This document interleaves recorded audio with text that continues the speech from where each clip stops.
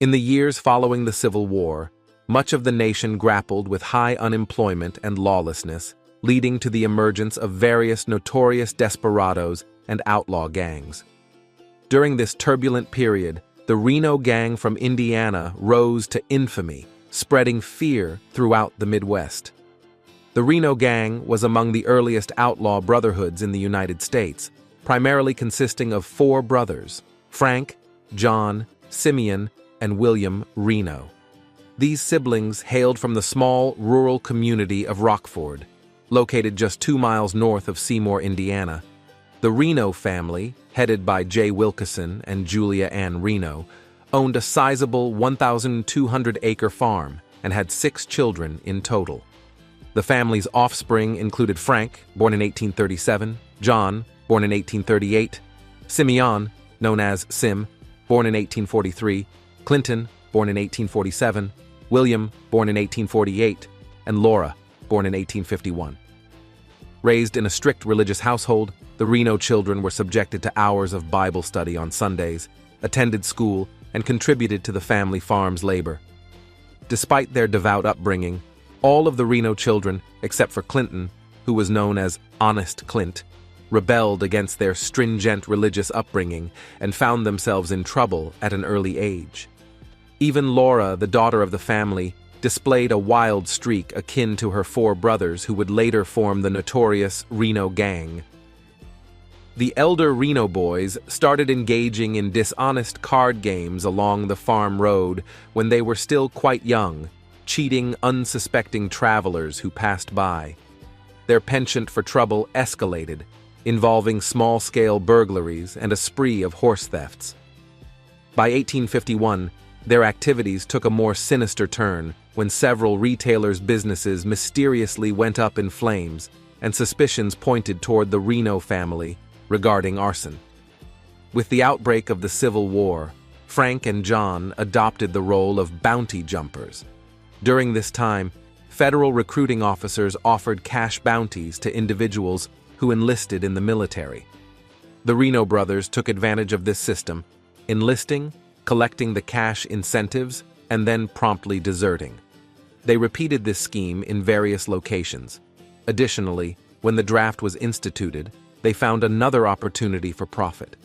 They accepted money from well-off draftees seeking to avoid military service, only to appear as required by the draft and subsequently deserting a few days later.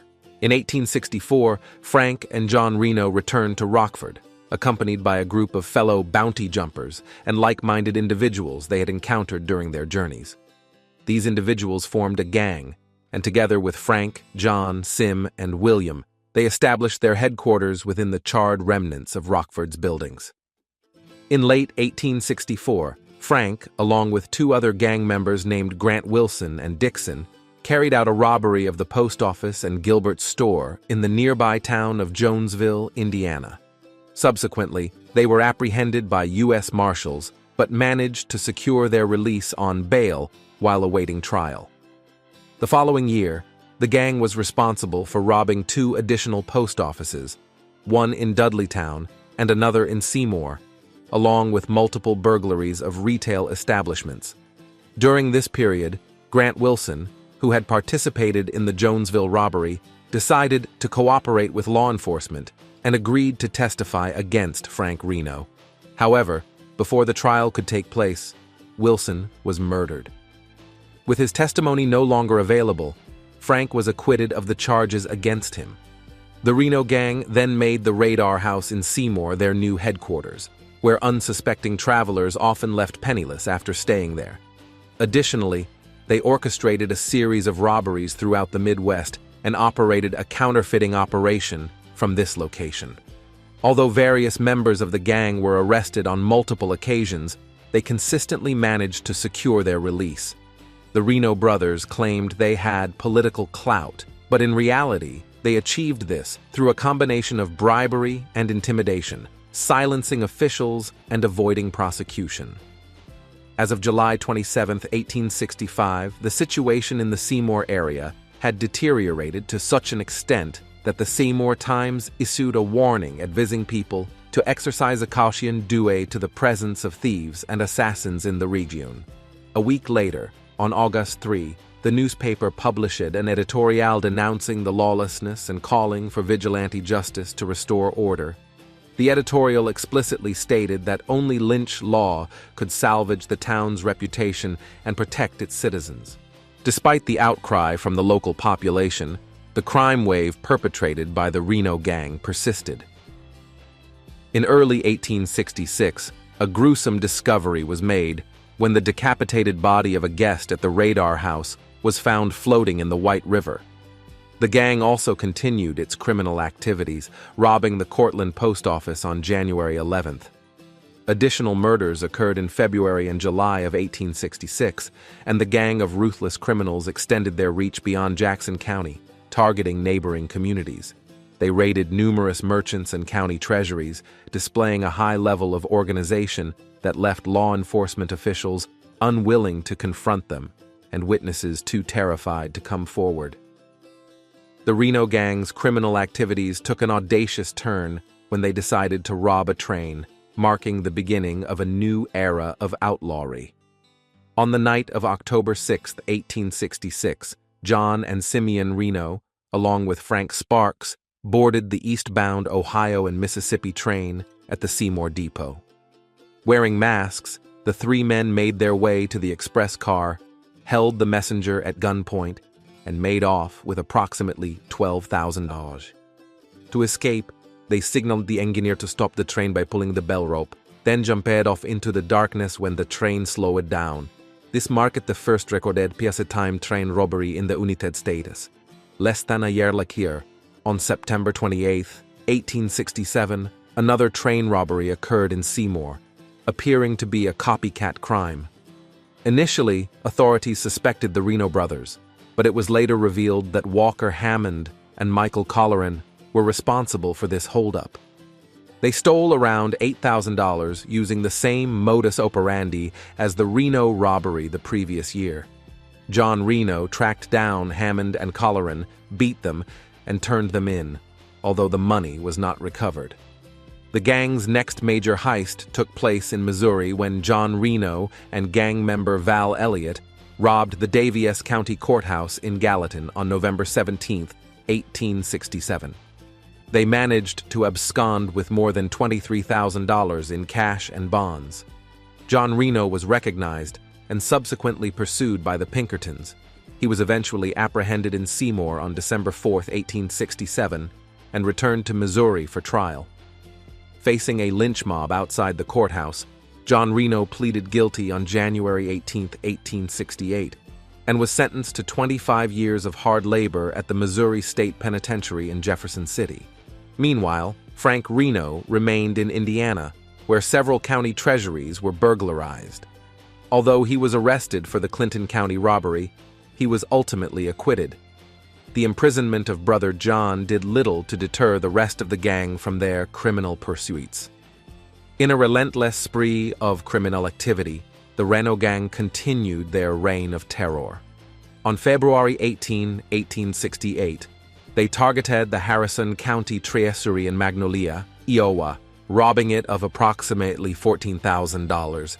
Just a week later, they struck again, robbing the treasuries of Louisa and Mills counties in Iowa, amassing around $18,000. This was followed by yet another robbery, this time of the Howard County Treasury in late March. The gang sought refuge at the home of Michael Rogers in Council Bluffs, Iowa, but their sanctuary was short-lived. Led by William Pinkerton, the Pinkerton Detective Agency conducted a raid on the house, apprehending Frank Reno, Albert Perkins, and Miles Ogle, and recovering about $14,000. However, the captured gang members managed to break through the cell wall and escape from jail on April 1, 1868, leaving behind a taunting note that read, "April Fools." Returning to their base of operations in Seymour, Indiana, Frank and the gang began planning their next major heist. On May 22, 1868, they targeted another train, this time in Marshfield, Indiana, about 17 miles south of Seymour. They forcibly entered the express car, ejected the messenger from the moving train, and looted it of approximately $96,000 in cash and government bonds. After splitting the spoils, the gang members scattered, with Frank Reno, Charlie Anderson, Albert Perkins, Michael Rogers, and Miles Ogle heading for Windsor, Canada, just across the border from Detroit. Sim and William Reno remained hidden in Indianapolis, where they indulged in gambling. Frank Sparks, Volney Elliott, John Moore, Charles Roseberry, Henry Gerald, and Theodore Clifton returned to Jackson County, Indiana, and promptly began planning another train robbery. However, the Pinkertons were hot on the trail of every member of the gang. The saga of the Reno Gang took a violent and deadly turn in the summer of 1868. On July 9, 1868, 6 members of the gang who had returned to Jackson County, Sparks, Elliott, Moore, Roseberry, Gerald, and Clifton, attempted to rob an Ohio and Mississippi train at the Shields watering station near Brownstown, west of Seymour. When they tried to enter the express car, they were met with a hail of gunfire from 10 Pinkerton detectives hiding inside. Henry Gerald, Volney Elliott, and John Moore were wounded in the exchange, but all the gang members except Elliott managed to escape. Theodore Clifton and Charles Roseberry were soon arrested near Rockford, and all 3 prisoners were taken to the Seymour jail. On the night of July 20th, 1868, the prisoners were being transported by train, but 3 miles west of Seymour, the train was stopped by a group of hooded men calling themselves the Jackson County Vigilance Committee. They forced the officials to surrender the prisoners, whom they then lynched from a nearby tree. This gruesome act of vigilante justice claimed the lives of Elliott, Clifton, and Roseberry. Meanwhile, the other 3 gang members who had initially escaped were tracked to Coles County, Illinois, where they were hiding on a friend's farm. The day after the trio was lynched by the vigilantes, Henry Gerald, Frank Sparks, and John Moore were captured and transported to Seymour by train. However, while lawmen were escorting them to the Brownstown jail in a wagon on July 25th, they were once again intercepted by the vigilantes, who hanged them from the same tree as the 3 previously executed gang members. During the same month, law enforcement was closing in on the Reno brothers, who had managed to evade capture thus far. William and Simeon were eventually apprehended by Pinkertons in Indianapolis and placed in the Scott County Jail in Lexington. Their arrest prompted the vigilantes to announce their intention to raid the jailhouse and hang the 2 brothers. Laura Reno, however, offered to cover all expenses if the county would transfer her brothers to the more secure New Albany jail, an offer that was quickly accepted. In a covert operation conducted in the dead of night, the outlaw pair was moved and turned over to Sheriff Thomas Fullenlove of Floyd County on July 29, 1868. Meanwhile, the Pinkertons had also tracked down Frank Reno and Charlie Anderson in Canada and made efforts to extradite them. The gang, however, devised multiple plans to assassinate Alan Pinkerton, but the astute detective thwarted 2 different attempts on his life. The outlaws then attempted bribery, but this, too, failed. Finally, after numerous delays and political maneuvers, Pinkerton gained custody of the prisoners on October 6, 1868. The story of the Reno Gang took a dark and deadly turn in the summer of 1868. After the capture of Frank Reno and Charlie Anderson in Canada, Pinkerton and his heavily armed agents transported them back to the United States.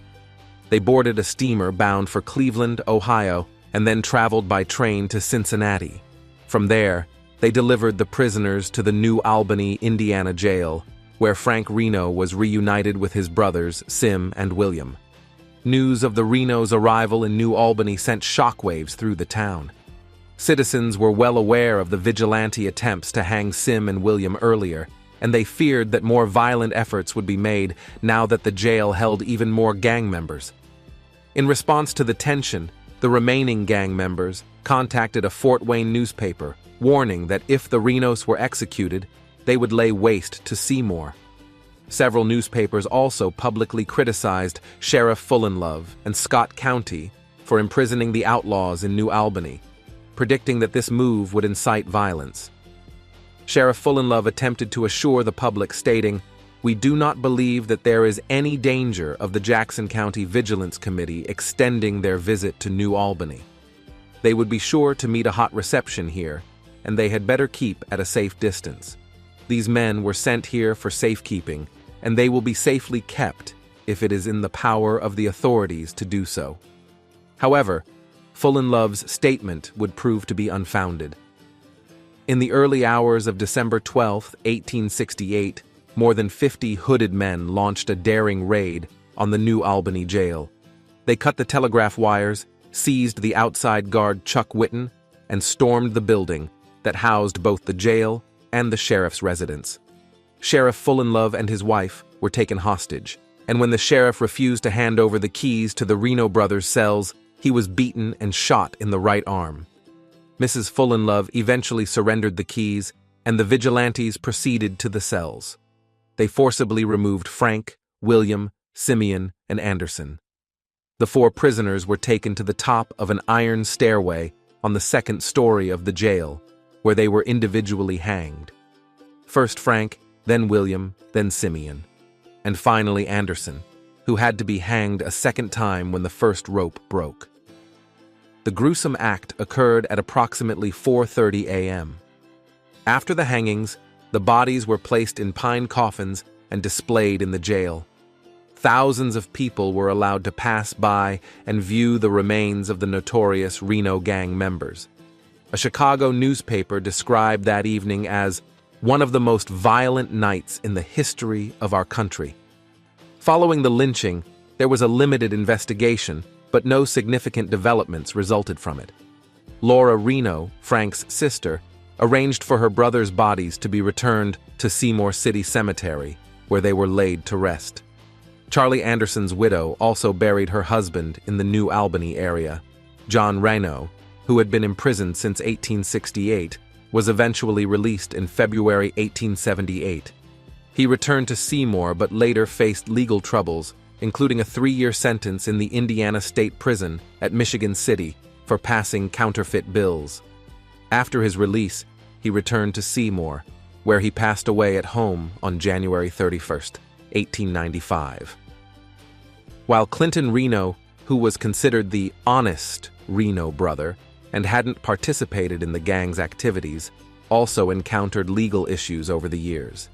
He faced charges for assault and battery in 1874, selling liquor to a minor in 1878, and running a gambling house in 1885 and 1890.